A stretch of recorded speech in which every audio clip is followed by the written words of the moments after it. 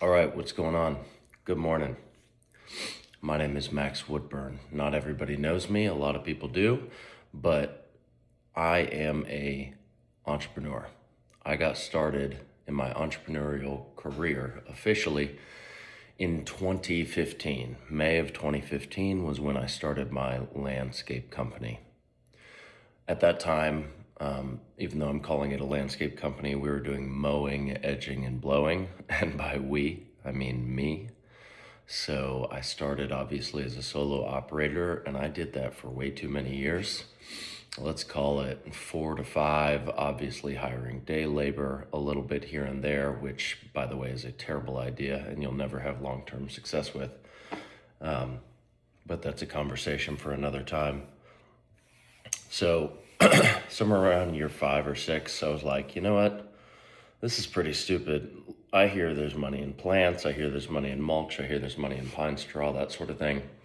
So I began to do small landscaping. And again, all me, plus or minus some day laborers or some help. I had friends who were volunteering and I would hire them and then they would quit, within a week or a day or whatever that looked like, because this work is not easy. And so for me, this has been built in hustle since I was 12 years old.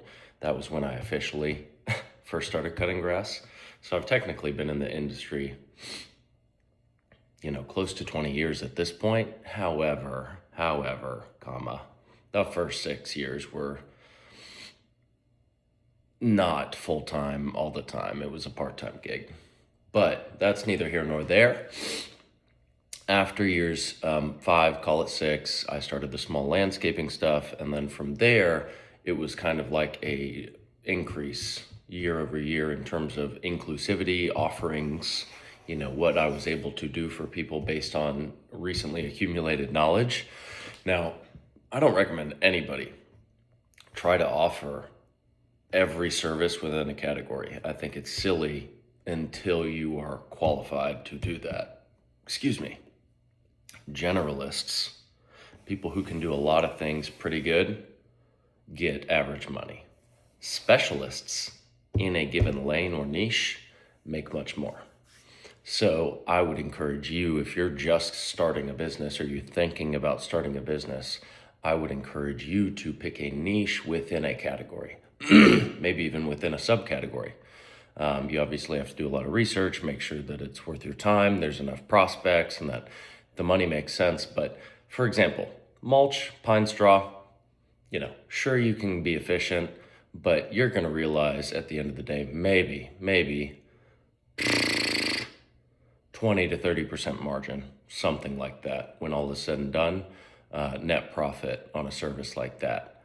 Plants and trees on the other end of the spectrum could truly be 40 to easily 50, 55% margin. And so margin versus markup, margin is going to be the amount of money you're making based on the collective number, including your costs to execute a given service, but not overhead. And then margin would be, hey, here's what my costs are, and I'm going to do a percentage of those costs. So not the total figure, but a percentage of the costs. And that's how I'm going to determine a markup. So they're not the same. And a lot of people don't understand that distinction. I hear it all the time, even from successful people, doing multiple millions a year. They don't really understand margin versus markup. So that's important. You should totally know both numbers and how to calculate them. Margin is going to be what most people reference. You just have to clarify with them that they actually know what they're talking about, because a lot of people will call markup margin and vice versa. So anyways, at this point in my career, right, we are here in summer of 2026, okay? 11 years and a couple months in to this career of mine. And the rule about 10,000 hours, I have probably put in 20 or 30,000 hours. Maybe I'll backtrack it one day and do the math. ChatGPT might help me calculate that, but long since put in those 10K. So it's time things start to pop off. And it's funny, my dad reminded me of that the other day. I told him, the way things are going right now, and I'm getting slight goosebumps here because it's going so well. Everything is clicking and lining up at the same time. And I was like, I don't know that I feel deserving. And, there's no such thing, obviously, as an overnight success, but he had to remind me. He was like, buddy, you've been getting kicked in the face for 15 years. You have been getting kicked in the nuts for 15 years as an entrepreneur and as a person growing. He likes to say, Max, you learn everything the hard way, but then it soaks in. And that's true. And I'm tearing up because it's so true. I am now, I think, wise enough to look for mentorship and people who have been in my position and been where I am going. And I'm now able to harness those people, to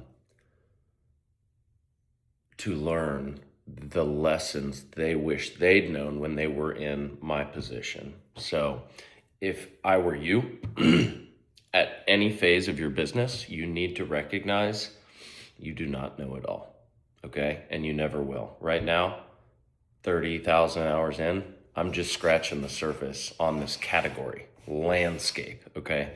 By the way, landscape actually means retaining walls, pavers, and all things like that, drainage, artificial turf, etc. But it can mean outdoor living spaces and grass and plants and trees and mulch. And there's so many categories in there. So I am very confident in my expertise in the category as a whole. However, I'm no horticulturalist. I'm no landscape architect. I'm no engineer. And I don't want to be those things, okay? This is an important distinction. Delegation is critical, absolutely critical. If you can take anything from this, take this. Delegation will be what allows you to do what you love. And by that, I mean, if you are the creative, for an example, as an example, and you want to be doing creative work, then your job is to, as soon as possible, as soon as it is fiscally possible, is to delegate admin tasks, client relations, coordination, scheduling, events, etc. should be delegated. That stuff should not be on your plate if you are the creative responsible for producing the thing that's going to make money for everybody. So the faster you can delegate and the more you can delegate while staying afloat, or whatever your tolerance for risk is, that is going to be what you do in terms of prioritization. Delegation is that. Okay. Now, today, I think I keep getting sidetracked because I want to add additional context. Today, we have 6 field employees, 1 salesman, 1 project manager, and me. In a few weeks, I'll have a general manager and a couple more laborers. So what we're doing now is we're running 1 crew. And they're very efficient, very good at what they do, maybe 4 people on that crew at any given time, depending on the day, overseen by a project manager. And so we're about to beef that up and split into 2 3-man crews. Now, if there's a big job, like we are about to start next week, we're gonna put everybody on that job. So there'll be like 7 or 8 people there. But usually, this will be 2 crews. 3 people, maybe 4. So the capability, however, that I have just added to my management team is going to allow this company to go to 10 million, probably within a year to 18 months. And that's not really, it's not unrealistic. That's not unrealistic at all based on the capabilities. So one other thing on a hiring note, if you have any sort of a reservation about a person the first time you meet them, any sort, don't hire them. It's a red flag. It's your gut, it's your intuition telling you don't hire them, okay? You need to listen to your inner voice on this front. Don't be glazed in an interview. If you're the one conducting the interview, you need to be the one ready to roll and figure out, here's the questions, here's what I want to understand about this person. And don't just limit it to, tell me about your your experience in this category. And that's another thing. You don't necessarily have to have people who are experts in a category. They just have to be competent and motivated. And motivation usually also comes from sharing the pie. Something that worked in the old days was everybody got a wage and the owners took all the money. But now that's not the case. People are too smart. There's too many opportunities. So you have to share the pie. And that's okay, because there's going to be enough for everybody. You just can't be greedy as an owner. So share the pie. That would be another note. But anyways, I wanted to give you that perspective on what we're doing at the moment. We are outdoor design build solutions. And what I mean by that is we can either do a design build project that's going to be permitted, and we're going to go ahead and literally design it for you on the front end. We'll do a revision with the client. And if they want, they can do additional revisions for a extra charge. But once the design is set, then we're going to build it after it's permitted. Okay, that's one category. The next category is build. And build would be anything that doesn't require a permit, or the client says, hey, I'm willing to accept the risk. I'll pay the fine if we get a stop work order. Go ahead. That would be like, hey, we got 10 pallets of sod and a few bushes to put in. Why would you permit that? In most cities, it's fine. That doesn't need a permit, but there's crazy cities like Decatur, for example, and they say Decatur where it's greater, but I say Decatur where it's not greater because the permit process sucks. So that's that. And then last category, solutions. Solutions would be a one-off thing where they're like, hey, I need a cleanup. Hey, I need a new retaining wall. Hey, I need a drainage correction. Bam, solutions. So those are the three categories. My last category here, my last branch is landscape maintenance. Premium, turnkey, all-inclusive, organic, 52 visits per year maintenance. Set it, forget it. That's the idea with this program. It's mostly for $1 to $10 million homes, and the pricing starts at about $600 a month and gets up to a few thousand a month. That's that. Now you know what we do, and now you know how we do it, okay? I think that the setup that I'm executing at the moment, management-wise, is going to allow us to do that $10 million at least once we add, let's say, crew number 3. Maybe crew number 4. We're trying to lean into more of those plants and trees because they have the higher margin stuff. As I, again, would encourage you to do if you're going to niche down and get specific. As an example, if I were to go back and start a landscape company from scratch, I would simply tell you to do plants and trees and nothing else. Literally nothing else. You would simply be the person who warranties plants and trees and comes in and installs them for a client, and you let everybody do everything else. A client can find somebody to put mulch down. What they can't usually do is find someone reliable who's going to warranty stuff on a tree and plant front. They usually wouldn't be able to find a competent person. And I mean, there are competent companies out there. But all I'm saying is niche down, find what's profitable, and find what you're going to enjoy doing on a regular basis and do that. You can become a generalist later as you scale, but for now, when you're just you or a small group of people, niche down, get specific about what you're trying to do. Last bit of thing, and I'll try and just do maybe one of these a day. I don't know why I'm getting goosebumps right now. I think that just means that God's telling me I'm where I need to be. Love that, okay? We're gonna do probably 1.3 million if nothing changes this year now. If I think this salesman is about to come in and crush the way he's about to crush, which I'm optimistic about, we could maybe do 2 to 2.5 by the end of the year. Maybe 3 if we just went off. And side note, the salesman is coming in and building out my software. And so my software now is getting to the point, and I say mine, but it's the company's. I mean, it's not mine. It is Woodburn Landscapes, and everybody shares it. So he's helping to build out the software to where an outdoor living project,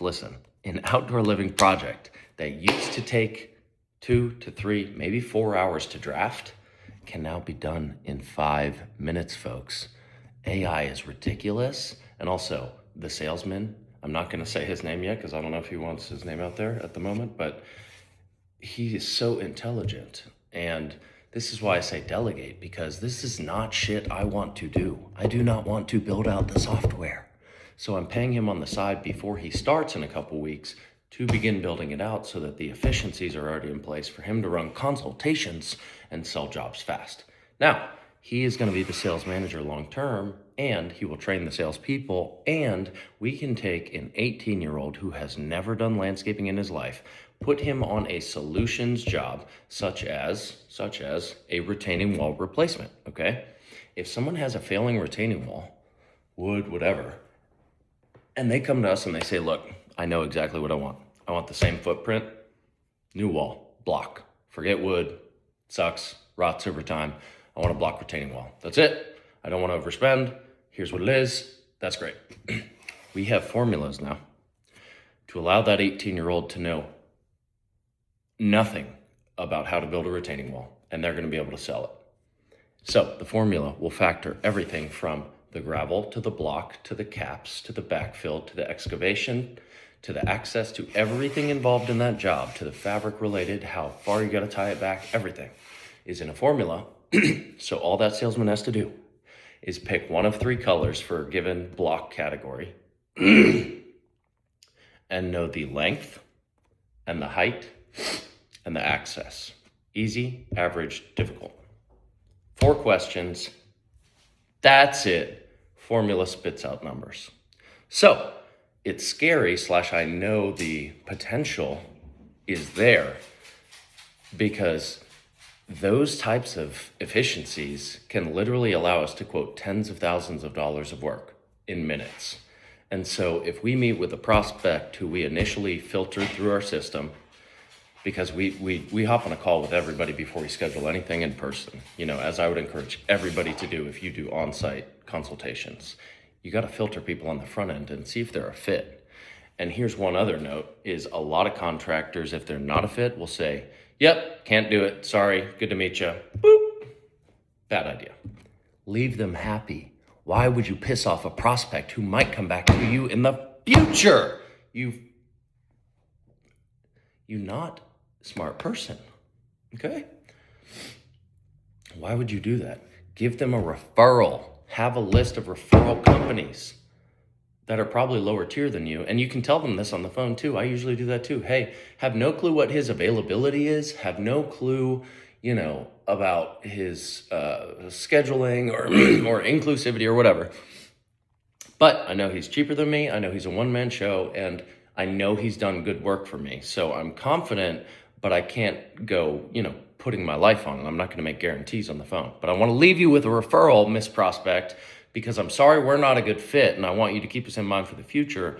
But I'm going to give you this referral, and I hope it works out for you. Let me know if I can do anything else.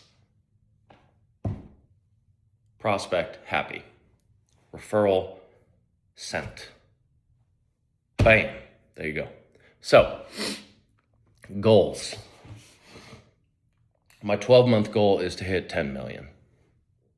And I'm going to only share 2. My 24-month goal is 20. Okay? I'm slightly getting goosebumps because it's possible, and I think it's a slight goosebump this time because it's possible, but we're going to have to hustle. We're going to have to hustle. The salesman, in exciting news, who's coming aboard, did 4 million in top line sales alone in 2024 for himself at another outdoor living company a couple of years ago. So I'm optimistic in that. I think I can sell another easily couple, maybe 3 or 4 million by myself now that my time is more free because I'm delegating. And then I think my GM is going to bring in at least another 1 to 2. Which, bam, there's 10, okay? So that's 10,000 or whatever, 10 million. And then a couple more strategic hires are coming aboard. And I think that is what'll get us to 20. And those hires should be completed within 3 to 6 weeks. And so we're going to have to start to sell really quickly, by the way, because as I told everybody on my team, money's not endless. We just have enough right now. So we got to perform. We all got to work together and sell. I mean, that's just how it goes. I want to eat too, but guess what? I'm not going to be eating if there's no money. And if things ever got tight, I would have my payroll skipped because now I'm on payroll.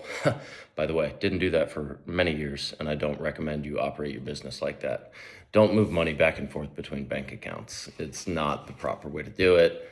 It's going to be tricky for you to unravel later. Just start to pay yourself something really low that you can afford. Payroll taxes suck. Like it's like 30% or something ridiculous. When I saw it come out of my first check, I was like, oh, that's obscene. And, my normal reaction would be, oh, keep that money because why would you send that to taxes? Just don't take a payroll and take a distribution here and there. But that's not the way to do it. You need to be on payroll. And also, most of your people should be on payroll as well. W-2 in-house stuff is more profitable in the long run than hiring subs. Sure, there's more liability to an extent, maybe. I don't know, this could be argued. But W-2 is the way to go because those people are buying into your vision. They're here for you. They don't think about other jobs. They're not thinking about the other job they got to go to. They're thinking about how to make this business work. And that's why I want you to go W-2 because people will buy into that mentality. They will buy into your vision, but you also have to show them the path, the vision. You got to lay it out for them, brick by brick. Here's how we're going to do this. Bam, bam, bam, bam, bam. And then get them excited and get them incentivized with a piece of the pie. That is how you grow a healthy business. So A, hire competent people who you get good intuition about. Wham. B, pay yourself a very reasonable salary. And as you can afford it, you're allowed to go up, but always stay within reason. I mean, you can take a distribution later from your business. So don't be afraid to keep it in the business bank account. You don't need to take all the money out. You should be reinvesting. Duh. Okay? So delegate, pay yourself. W-2 is great. And set some fucking goals. Set some goals. Put it to paper. I have a vision board. You need to be reminded every morning, every time you see the fucking board, and every night before you go to bed. That's how you make these visions a reality. You can manifest this. And it's not hocus pocus. These are real fucking observed things about humans. We can harness something intangible. Okay, but you have to lay it out. You have to have faith. You have to be confident. And the only way to do those things is to put in the work via repetitions. You can't skip the repetitions. That is why 10,000 hours is the rule for mastery. Okay? 10,000 hours is what's fucking reasonable for you to begin to expect to have shit work for you. And great, there may be glimpses early on that you're successful, and I want you to be successful off the rip. I don't want you to have to put 10,000 hours in, but you should have the mentality that, listen, 10,000 hours are at least going to be required for me to make this work. And if you're not ready for that, go get a fucking career with a company somewhere that you can work under and take PTO and do vacations because the entrepreneurial life is not for you. All right? I'm Max Woodburn. I'm getting on socials more because I don't give a fuck anymore. And I want you to know that for you to live your best life, you have to not give a fuck about what people think. I mean that. You have to not care. And that doesn't mean on a customer service front. So don't take it literally, jackass, okay? You need to care about your people and your business and yourself and all these things. You got to actually care, okay? It's the principle of not giving a fuck what an outsider thinks when they judge you from a lens that they don't fucking understand. That lens is broken or it's misdialed. It's out of tune for what they need to see. Only you know what the fuck you're up to. Fuck opinions of other people, okay? You need to listen to people who have done it before. I'll wrap with this. I'm a resource for the immediate future. I am giving my time away for free because I want to give back and I want to help people grow. Okay? I'm about to build a behemoth business, and I want you to be here and to follow along. And I want you to do the same for yourself if that's what you want for you. But feel free to reach out to me or my team, and I will put you in touch with whoever you need to be in touch with, okay? If you need referrals, I got you. If you need a contractor, I got you. If you need a job, I got you, depending on who you are. Because, as I said, intuition, I have to feel good about the hire before I make it. Reach out to me. I'm extending that hand, that opportunity right now, okay?